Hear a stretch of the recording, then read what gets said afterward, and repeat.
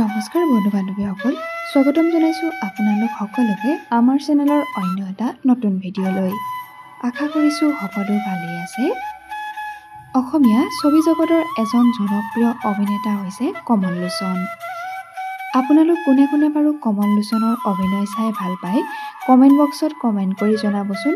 লগতে যিসকলে তেওঁৰ অভিনয় চাই ভাল পায় তেওঁলোকে প্লিজ এটা লাইক কৰি দিব। অভিনেতা কমল লোচনৰ জীৱনলৈ আহিছে এক সুখবৰ। হয় বন্ধু বান্ধৱীসকল, আপোনালোকে ঠিকেই শুনিছে। মৰমৰ অভিনেতা কমল লোচনক এইবাৰ দেখিবলৈ পাব নতুন ছবি চুপা চুপিত। এইবাৰ চুপা চুপিখন ৱেব ছিৰিজৰ ৰূপত নহয়, চিনেমাৰ ৰূপত দৰ্শকৰ ওচৰলৈ আহি আছে অতি সোনকালেই। চিনেমাখনত বহু ন-পুৰণি অভিনেতা অভিনেত্ৰীক দেখাৰ উপৰিও দেখিবলৈ পোৱা যাব জ্যেষ্ঠ অভিনেতা অৰুণ নাথকে ধৰি কমল লোচনকো।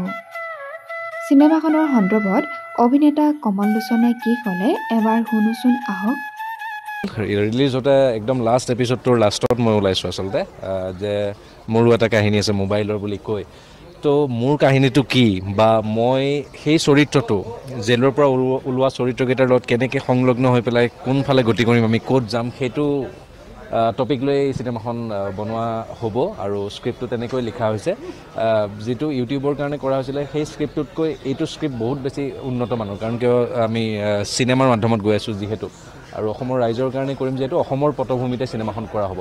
গতিকে ৰাইজে চাই খুব বেছি ভাল পাব। আৰু বিভিন্ন অভিজ্ঞ আৰ্টিষ্ট আছে আমাৰ লগত জড়িত। অৰুণনাথ ছাৰত আছে আৰু ৰাজেশ বৰুৱা ছাৰত আছে, আৰু বাহিৰৰো কলকাতাৰ পৰাও আৰ্টিষ্ট আহিব, তেওঁলোকেও ইয়াত কাম কৰিব। খুব সোনকালে আমি শ্বুটিং আৰম্ভ কৰিব গৈ আছোঁ। 6 তাৰিখৰ পৰা শ্বুটিং আৰম্ভ হ'ব। গতিকে অসমবাসী ৰাইজক আমাক সহায় সহযোগিতা আগবঢ়াবলৈ মিডিয়াৰ থ্ৰুদিয়ে অনুৰোধ জনাইছোঁ। আপোনালোককো অনুৰোধ জনাইছোঁ যাতে চিনেমাখন ৰিলিজৰ সময়ত পাব্লিচিটিত আমাক অকণমান সহায় কৰে। Thank U.